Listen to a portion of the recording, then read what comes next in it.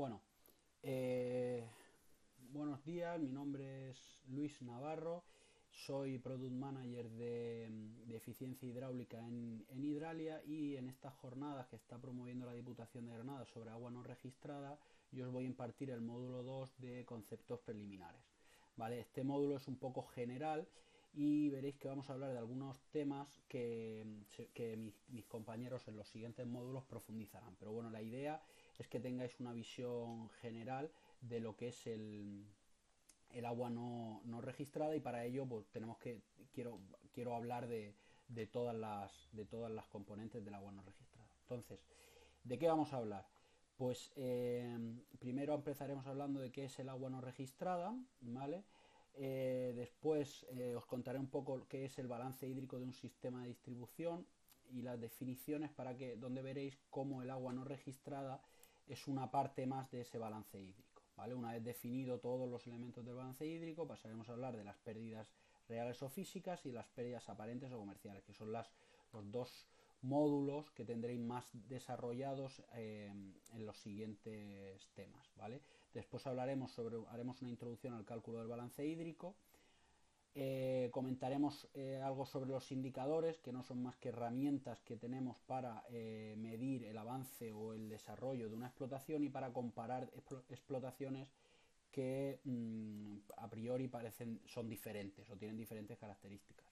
En los dos últimos puntos pues os mostraré una pequeña fotografía de la situación de España y Andalucía y os mostraré un caso práctico que no es más que una auditoría de 6 municipios que hicimos en su momento en Andalucía y veréis cuáles son los resultados de los indicadores para ver cómo o qué información nos dan y cómo nos permiten comparar distintas explotaciones. Entonces, bueno, introducidos los contenidos, pasamos a hablar un poquito más en detalle de ellos. Vale, entonces, ¿qué es el agua no registrada? Pues el agua no registrada no es más que la diferencia entre el volumen de agua suministrada al sistema y el volumen de agua registrada en los contadores de los usuarios. Si tenemos un sistema, por ejemplo, un pequeño municipio, que vamos a poner el ejemplo que compra el agua en alta a la red de transporte de la Mancomunidad de Canales del Taivilla, pues desde ese punto en el que inyectamos a la red, eh, lo comparamos con el agua registrada en los contadores del municipio. Esa diferencia es el agua no registrada, ¿vale? Pero, ¿qué pasa? Que realmente al final el agua no registrada depende del sistema que estemos comparando. O sea, no hay solo agua no registrada en un sistema de distribución de un municipio. Podemos hacer, si volvemos al mismo ejemplo de la Mancomunidad de Canales del Taivilla, podemos hacer un balance de agua no registrada, donde tomamos el agua, por ejemplo, en el trasvase Tajo Segura, lo distribuimos por la red de transporte que va a los distintos municipios y comparamos el agua que hemos depositado en cada uno de los depósitos, valga la redundancia, con el agua que hemos sacado del trasvase. Ahí tendríamos otro agua no registrada. Es decir, que al final el agua no registrada se puede aplicar al sistema que nosotros consideremos. Incluso dentro de un municipio podemos coger una pequeña pedanía y hacer otro balance en el que comparemos el agua que inyectamos con el agua que registramos. Ya veréis que cuanto más pequeño sea el sistema en el que hago el balance, mayor será la fiabilidad de este. Bueno, pues ahora vamos a seguir con el balance hídrico del sistema de distribución. A mí cuando hablo del balance hídrico de un sistema de distribución me gusta siempre utilizar esta frase que dice: lo que no se define no se puede medir, lo que no se mide no se puede mejorar y lo que no se mejora se degrada siempre. El balance hídrico al final no es más que la definición de todos los consumos que tenemos en la red de distribución, ¿vale? Entonces, vamos a trabajar sobre el balance hídrico que propone la AEAS, que es la Asociación Española de Empresas de Abastecimiento y Saneamiento, ¿vale? A su vez la AEAS toma la mayor parte de la información de la IWA, que es la International Water Association, que no es más que un organismo internacional que trata de poner un poco de orden o de poner unas pautas que deben seguir los sistemas de abastecimiento para medir el desarrollo de ellos, ¿vale? Entonces, eh, ya veréis que al final de la presentación os he dejado las direcciones o los enlaces donde podéis encontrar más información sobre estos balances. Yo ya os digo, lo he tomado de la propuesta de balance hídrico, control de agua no registrada, metodología correcta para una correcta implementación de la EAS, ¿vale? Entonces, si empezamos aquí por la izquierda, vemos que tenemos el volumen de agua distribuido. Es decir, siempre partimos del agua que estamos comprando o que estamos sacando de un pozo, que estamos produciendo en una pequeña etapa y que inyectamos a la red, ¿vale? Dentro de ese volumen, si saltamos aquí, tenemos el agua no registrada, que es la que hemos comentado antes, es decir, la diferencia entre la que estamos registrando y la que estamos inyectando. Pero ¿qué pasa? Si volvemos a este lado, hay que diferenciar entre el agua registrada y el consumo autorizado. ¿Por qué? Porque hay una serie de consumos que, estando autorizados, no se están registrando. ¿Cuáles son esos consumos?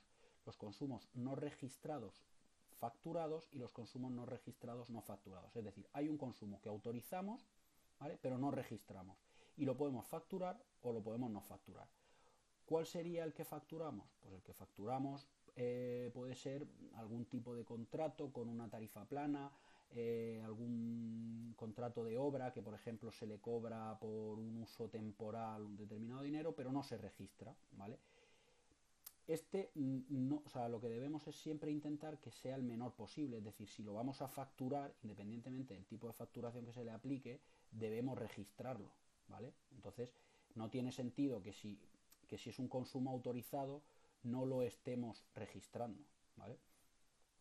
Luego, un consumo no registrado, no facturado, ¿cuál podría ser? Pues podría ser, tiene más que ver con el tema del mantenimiento del sistema de abastecimiento. Puede ser, por ejemplo, cuando realizamos purgas, si llenamos camiones para el baldeo. Entonces este volumen, lógicamente, es autorizado, pero ni lo medimos ni lo facturamos. No lo medimos principalmente porque es complicado de medir, sobre todo sobre todo las purgas o determinadas, las purgas en la red de abastecimiento o determinadas tareas de limpieza. ¿Qué es lo que se hace? Se intenta estimar normalmente con una serie de fórmulas que pueden ser más ajustadas o menos. Pero bueno, siempre, igual que lo que he comentado antes, siempre que sea posible, tenemos que intentar que este consumo se registre. Aunque no sea facturado, que se registre. Si por ejemplo es el tema de purgas, pues tenemos que registrar cuándo se ha hecho la purga, cuánto tiempo ha durado la purga, para que así podamos estimar el volumen, ¿vale? Entonces, analizado ese consumo autorizado no registrado, pasamos a analizar el consumo autorizado registrado, ¿vale? Entonces, este puede ser facturado o no facturado, es decir, es todo aquello que tiene un contador, pero que se factura o no se factura, ¿vale? El facturado es el más habitual, todas las viviendas de todo el municipio. El no facturado suele ser, pues a lo mejor un riego que tiene un contador, pero no se le factura al ayuntamiento, o el ayuntamiento tiene un contador que no se le... igual que se mide lo que consume pero no se factura, o cualquier otra actividades municipales suelen darse este tipo de consumos. Pero lo que decimos, los consumos autorizados no registrados debemos intentar que sean lo menos posible y que pasen siempre a ser registrados en la medida de lo posible, ¿vale? Por otro lado, las pérdidas serían la diferencia entre el consumo autorizado y el volumen de agua distribuido o inyectado, ¿vale? Si veis aquí, la pérdida no es igual al agua no registrada, tenemos que diferenciarla. ¿Por qué? Porque la pérdida no incorpora este consumo autorizado no registrado, ¿vale? Pero el agua no registrada sí que tiene el consumo autorizado no registrado. Entonces, las pérdidas son pérdidas aparentes, es decir, aquellas pérdidas que aparentemente se está perdiendo, pero realmente no se pierde, alguien lo está utilizando. ¿Qué puede ser? Pues el fraude o directamente los contadores que no miden bien y entonces tenemos una imprecisión en los equipos de medida, ¿vale? Eso sí son pérdidas, pero son aparentes, porque alguien realmente está usando ese agua, ¿vale? Así siempre lo recordamos, aunque se le pueden llamar aparentes o comerciales, pero bueno, con esta pequeña regla de aparentemente es una pérdida, yo por lo menos siempre lo recuerdo. Y luego tenemos las pérdidas reales, porque realmente estamos perdiendo agua, ¿vale? Entonces tendríamos las pérdidas en conducciones, las pérdidas en acometidas, las pérdidas en depósitos y las pérdidas técnicas mínimas, que ya hablaremos más adelante. Entonces, de esta forma hemos definido todos los elementos o todos los consumos, sean pérdidas, sean registradas, no sean registrados, que tenemos en nuestra red de abastecimiento, ¿vale? Bueno, aquí os he dejado las definiciones de lo que os he ido explicando antes. Si podemos hacer un pequeño repaso, es decir, volumen de agua distribuido es el volumen anual inyectado en aquella parte del sistema de suministro al que hace referencia el cálculo del balance, lo que hablábamos. Si lo podemos hacer de una pedanía, lo podemos hacer del municipio completo o de un sistema de transporte. Y lógicamente, si estamos exportando agua a otros sistemas, pues no se tiene en cuenta. Consumo autorizado es todo aquel que es utilizado por los clientes. Implica una implícita o explícitamente está autorizado, ¿vale? Puede ser medida o no puede ser medida, o sea, puede ser registrada, perdón, o no registrada. Entonces tendríamos el autorizado registrado, que es decir, tiene todo el consumo tiene su contador, ¿vale? Puede ser facturado o no facturado. Y luego tendríamos el autorizado no registrado, es todo aquel que no estamos registrando, ¿vale? No se puede utilizar una estimación. Y puede ser facturado o no facturado, ¿vale? Luego tendríamos las pérdidas, que a su vez pueden ser pérdidas físicas o pérdidas aparentes, físicas o reales, y aparentes o comerciales, ¿vale? Vale.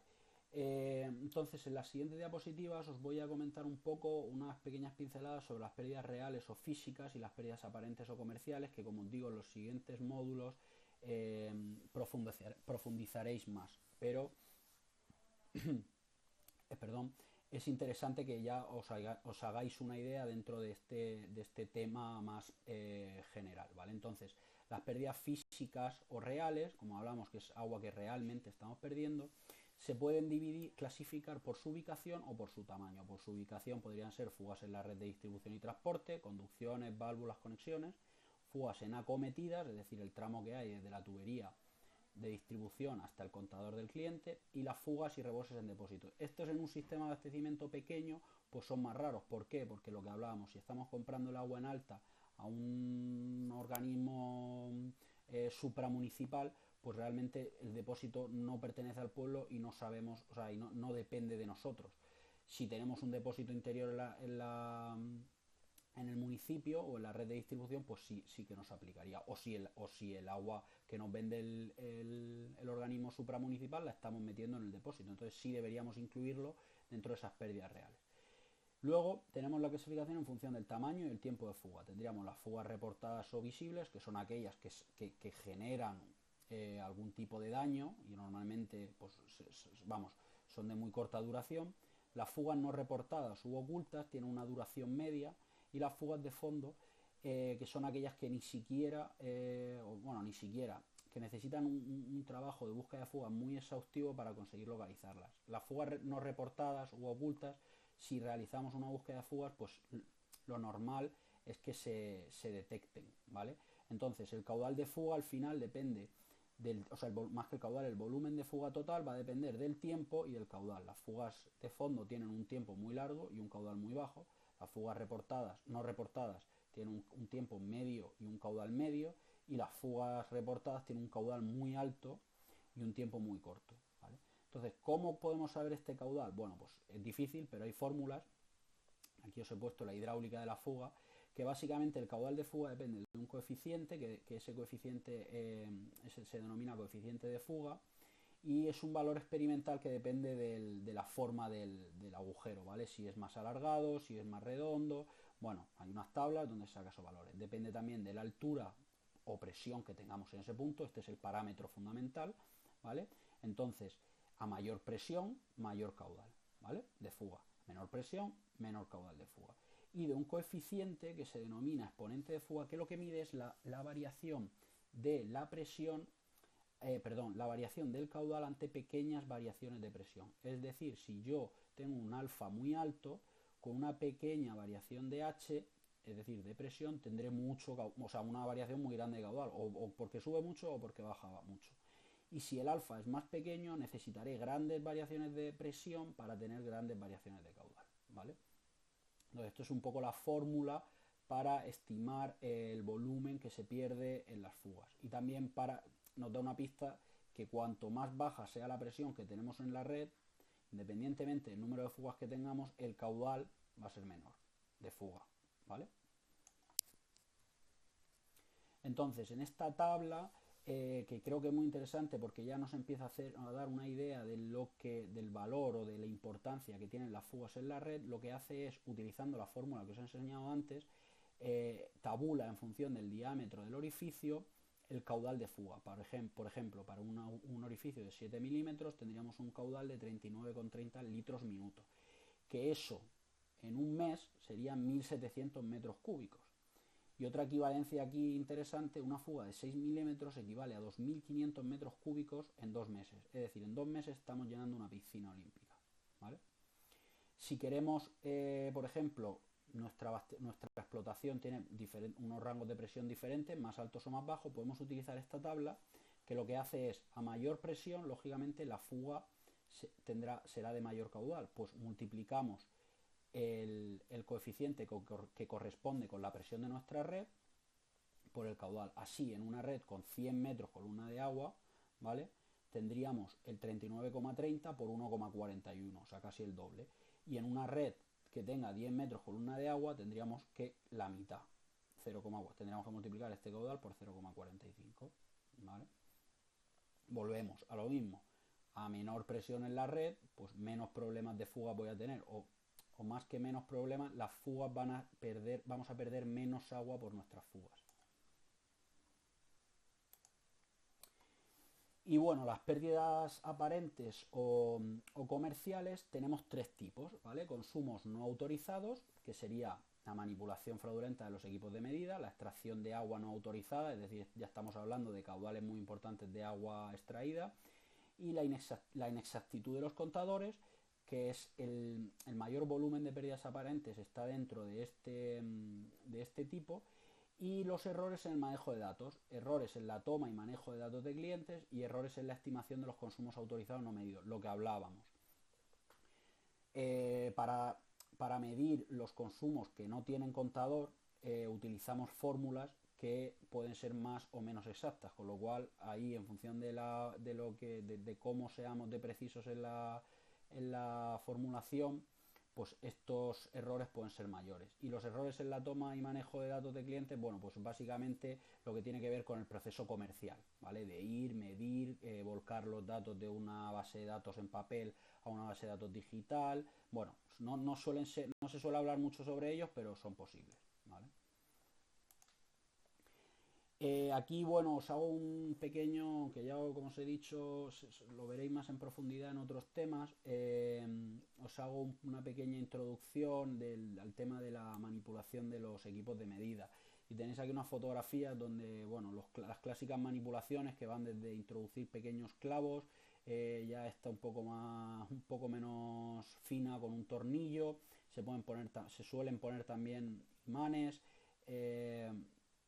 Y ya, bueno, ya llegaríamos hasta el punto de directamente, si en urbanizaciones que no están terminadas o que se han quedado a medias, pues existe la posibilidad de bypassear el contador conectándose agua, o sea, derivando la acometida antes de entrar al contador. Otra posibilidad que suelen hacer también es darle la vuelta al contador para que en vez de aumentar el volumen de medida, disminuya el acumulado, ¿vale?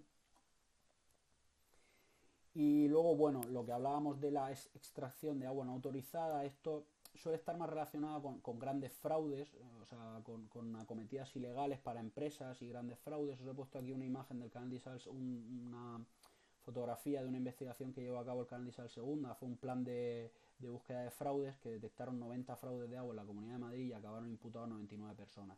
Esto, además de ser además de suponer un problema económico, es también un problema hidráulico, porque hemos dimensionado una instalación para unas determinadas condiciones y resulta que tenemos ahí una empresa enganchada que consume el doble de lo que pueden estar consumiendo las pequeñas viviendas que hay a su alrededor, y al final lo que suele pasar es que las viviendas no les llega el agua y la empresa, porque la empresa se está llevando todo el caudal. Este tipo de manipulaciones suelen ser es decir, no manipulamos el contador, sino que se suele ir ya a elementos de la red de distribución, como pueden ser ventosas, desagües, hidrantes,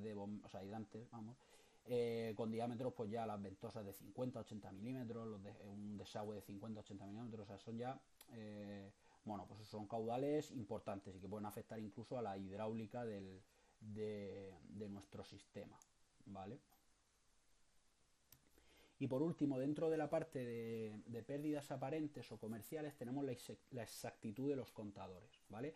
Que, como ya os he dicho, es la pérdida más importante dentro de las pérdidas aparentes.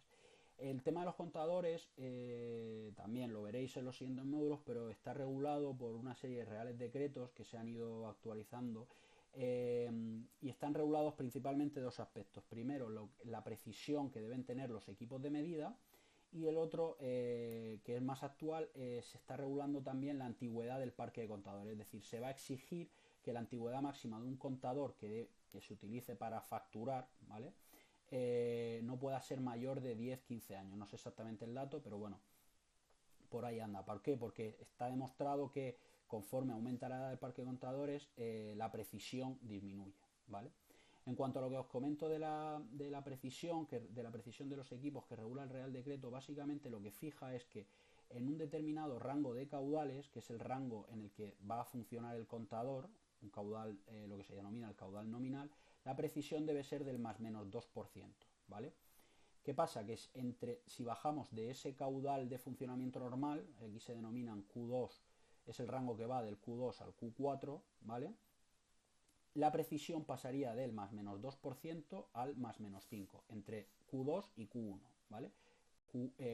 No, aquí tenéis la definición. Q1 es el caudal mínimo a partir del que el contador tiene una precisión de más menos 5%, y Q2 es cuando el contador empieza a tener una mayor precisión, es decir, más menos 2%. Pero ¿qué pasa? Que si el contador empieza a funcionar con un caudal bajo, es decir, por aquí, ¿vale? La precisión se dispara, o el error, perdón, se dispara, ¿vale? Hasta que llega un punto en el que llegamos al caudal de arranque, en el cual directamente el caudal de arranque directamente no mide, ¿vale? Por eso es muy importante la correcta selección de los equipos de medida. Es decir, tenemos que seleccionar el diámetro nominal de nuestro contador en el caudal en el que vaya a trabajar. Sobre todo el problema, si lo dimensionamos muy grande, tendremos problemas de inexactitud. Y si lo hacemos muy pequeño porque queremos que mida con mucha precisión, lo que acabaremos será cargándonos el contador, pues se deteriorará porque tendrá una excesiva velocidad en el paso del agua, ¿vale?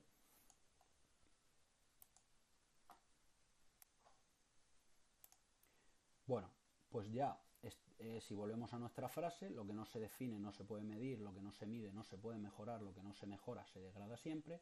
Ya hemos definido qué es el balance hídrico. Ahora lo que vamos a hacer es medir o calcular el balance hídrico para poder mejorarlo, ¿vale? Entonces os voy a explicar cuáles son los principales métodos para realizar el cálculo del balance hídrico. Ya veréis que en el método hay una serie de parámetros que son muy sencillos de obtener y hay otros que son más complicados y en los que se tienen que hacer una serie de aproximaciones. Hay distintos tipos de fórmulas, pero bueno, que son datos aproximados. Entonces, hay dos formas de calcularlo. Los métodos que van de arriba a abajo, es decir, partimos del volumen de agua distribuido y vamos desagregando los distintos componentes, ¿vale? Hasta definir completamente nuestro balance. Como ya os digo, habrá ciertas cajitas de estas que estamos viendo aquí en las que tengamos que hacer una estimación, ¿vale? Y el otro método es el que va, o el otro grupo de métodos son los que van de abajo a arriba, ¿vale? Es decir, tenemos que calcular cada una de estas cajitas primero, sobre todo las que tienen que ver con las pérdidas, para ir agregándolas y luego compararlas con el volumen de agua que estamos distribuyendo, ¿vale? Entonces, vamos a empezar ahora por el método de arriba a abajo. Bueno, vamos a empezar entonces con el método de arriba hacia abajo. Estos métodos los he sacado de las propuestas de AEAS y de la IWA, y os dejaré toda la documentación en la última diapositiva, ¿vale? Entonces estamos en nuestro sistema de abastecimiento, que hemos dicho que compra el agua, también podría producirla, pero bueno, en este caso la compra a un organismo supramunicipal que nos inyecta todos los años pues 5 millones de metros cúbicos de agua. Vamos a tomarlo como ejemplo. Entonces, conocemos el caudal inyectado. Dentro de nuestra red tenemos un consumo que es autorizado y que es registrado en todos los contadores que tiene el municipio o el sistema, ¿vale? Con lo cual ya tenemos el consumo autorizado registrado, es este consumo. Ahora necesitamos saber el consumo autorizado no registrado. Entonces, aquí hay una serie de fórmulas para estimar estos consumos, que lo veréis en la documentación que os dejaré, ¿vale? Entonces, son fórmulas para calcular el volumen de limpieza de tuberías, purga de agua, limpieza de depósitos, llenado de camiones, etcétera. Ni que decir tiene que cuanto menor sea este volumen autorizado no registrado, mayor será la precisión del balance que estamos calculando, con lo cual hay que intentar siempre esto minimizarlo, ¿vale? Vale, tenemos el consumo autorizado registrado y tenemos el consumo autorizado no registrado, con lo cual tenemos el consumo autorizado. Las pérdidas, pues ya sería automático restándoselo al caudal inyectado en la red, ¿vale? Aquí tenéis la formulita. Vale, una vez definidas las pérdidas, nuestro volumen de pérdidas, tenemos que ver cuál es el volumen de pérdidas aparentes y pérdidas reales, ¿vale? Bueno, antes de pasar a este paso, deciros que un poco el valor que todos los que estamos en este mundillo tenemos es que las pérdidas aparentes son 1/3 del volumen de las pérdidas y las pérdidas reales son 2/3. Si no tenemos más información, ese número nos valdría, ¿vale? Lo que sí es verdad que cuando el sistema comienza a estar un poquito mejor gestionado, ya se hacen planes de búsqueda de fugas, se hacen planes de reducción de presión, es decir, se trabaja un poco sobre las pérdidas físicas o reales, que son sobre las que primero se empieza a trabajar normalmente. ¿Qué pasa? Que, como es obvio, empiezan a reducirse el peso de las pérdidas reales o físicas es menor sobre las aparentes. Pero, yo os digo, en un sistema para un municipio pequeño, donde no sea una empresa con una tecnificación alta, el 2/3, 1/3 es un valor muy bueno, ¿vale? Por otro lado, tenemos aquí lo que proponen en Alemania, que es 1,5 a 2% del volumen de ingresos, es decir, de todo lo que estoy inyectando al sistema, 1,5 o el 2% son pérdidas aparentes. Y la IGUA, que propone que el 5% del volumen registrado en los contadores, es decir, registrado y facturado, ¿vale? Registrado y facturado o no facturado, o sea, el volumen registrado en los contadores, el 5% son pérdidas aparentes, ¿vale? Una vez que hemos obtenido las pérdidas aparentes, pues las pérdidas físicas ya sería automático, ¿vale?